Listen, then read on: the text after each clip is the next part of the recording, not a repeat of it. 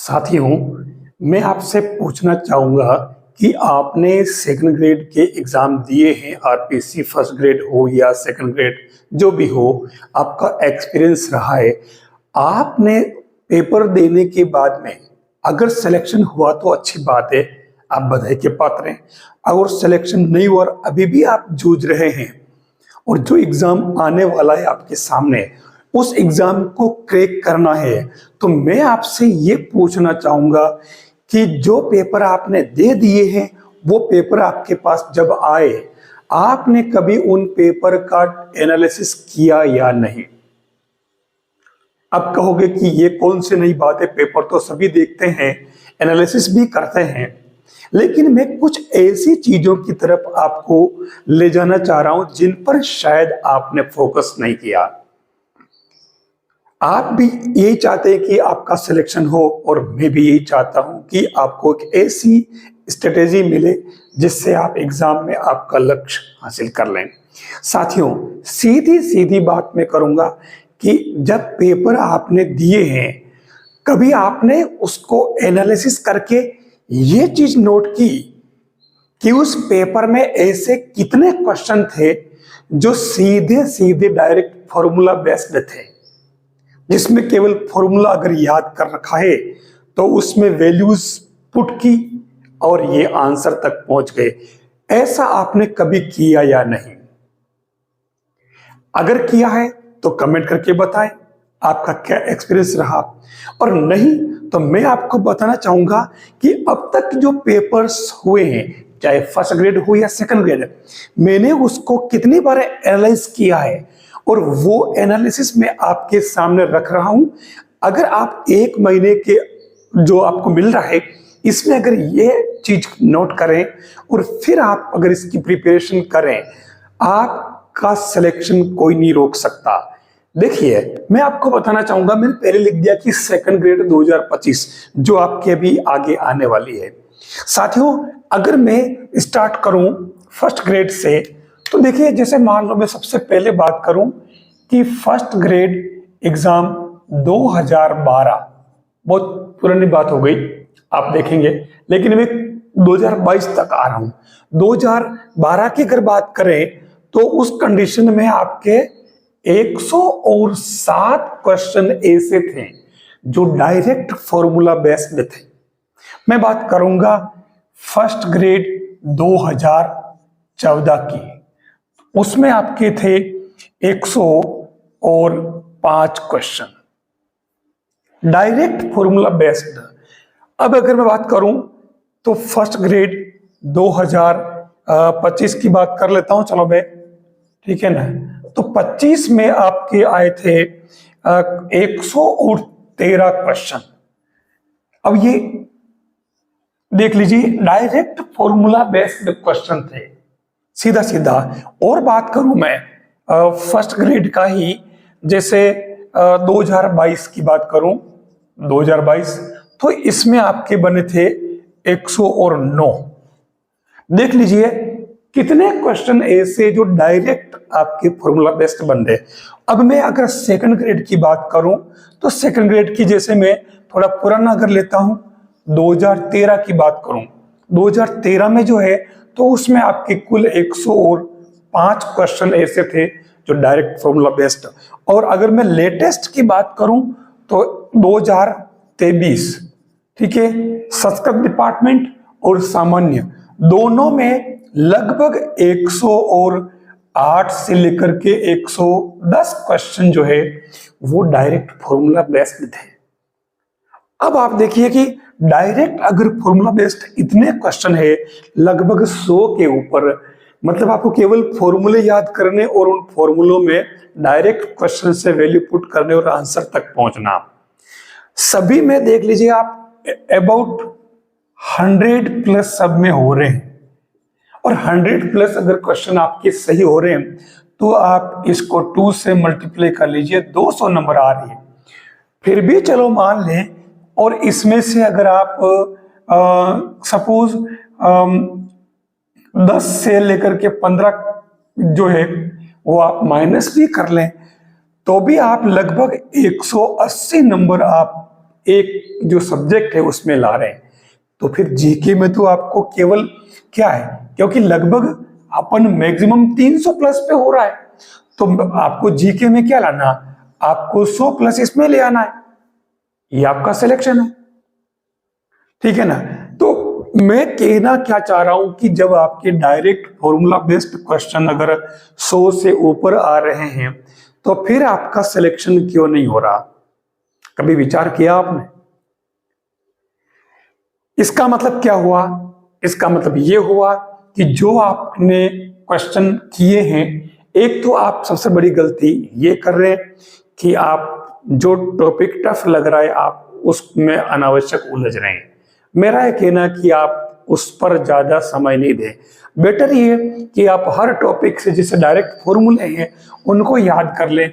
अगर आपका formula complete याद है, क्योंकि फॉर्मूला याद है, देखिए अलग अलग कंडीशन है, फॉर्मूला आपने लर्न कर रखा, याद है, अभी इससे काम नहीं चलेगा, याद कर लिया, चलो पहली स्टेज पार कर ली।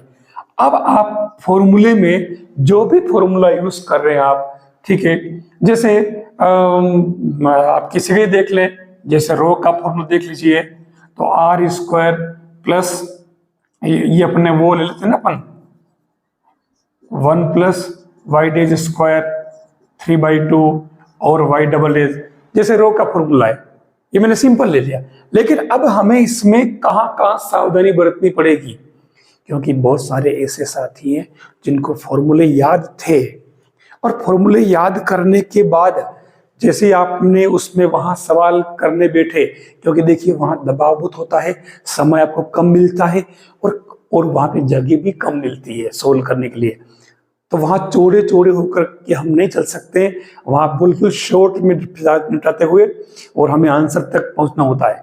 तो इसलिए आप करेक्ट आंसर तक पहुंचोगे तो वहां बहुत अलर्ट रहना पड़ेगा।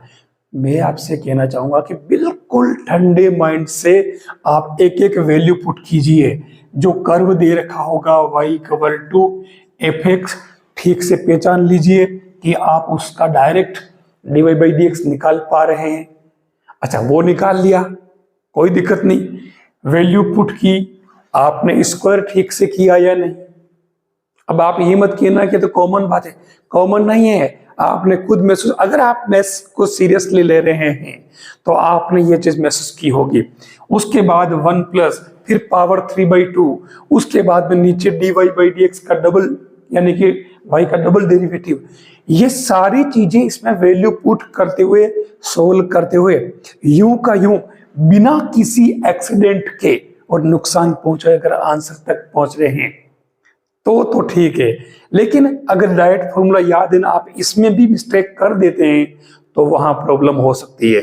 मैं आपसे कहना चाहूंगा कि कितनी बार हम dy/dx निकालते हैं लेकिन फंक्शन y की फॉर्म में होता है, तो वहां पे साथ में dy/dx और लिखना पड़ता है, वो हम चूक जाते हैं। ऐसे बहुत सारी गलतियां हो सकती है।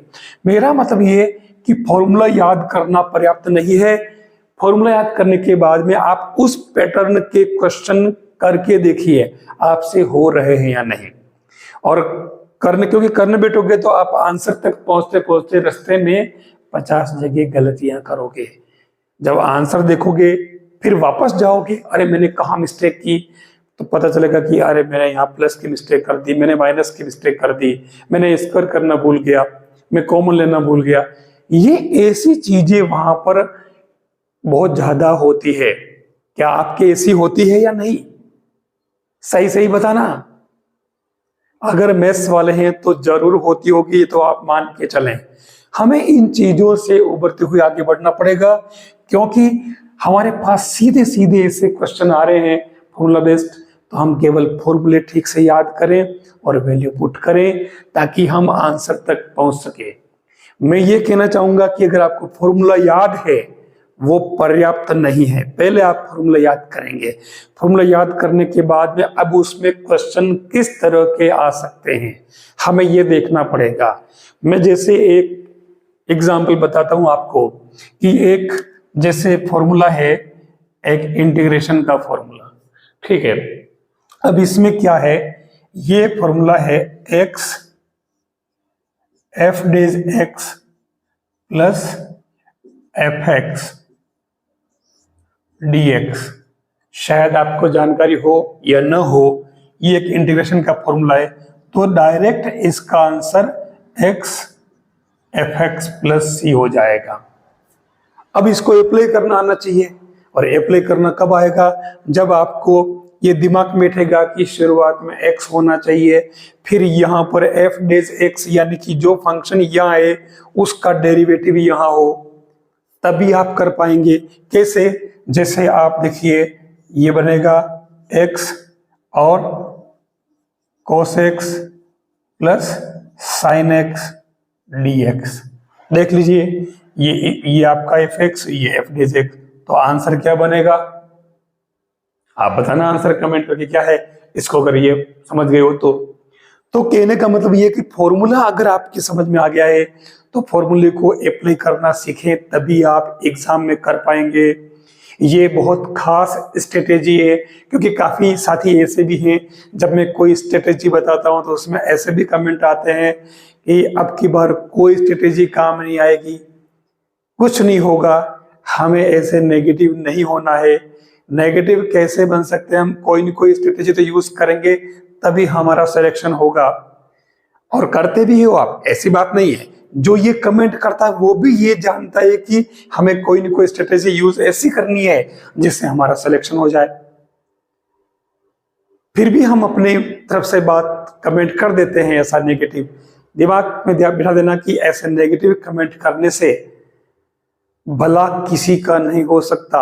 हाँ, सुधार के लिए अपन कर सकते हैं। सुधारात्मक जो है ना, वो एक तरीका हो सकता है, इसमें कोई दिक्कत नहीं है। लेकिन हमें हमारे लिए पॉजिटिव बनते हुए हमें सिलेक्शन कैसे हो, चाहे वो स्ट्रेटेजी हमने कहीं से भी ली हो, आपको कोई नहीं पूछेगा कि यार ये तरीका आप कहां से लाए। वो ये पूछेगा कि क्या बात है, यू आर सेलेक्टेड है, मतलब आप का सिलेक्शन हो गया है। ये एक बहुत बड़ी बात होगी।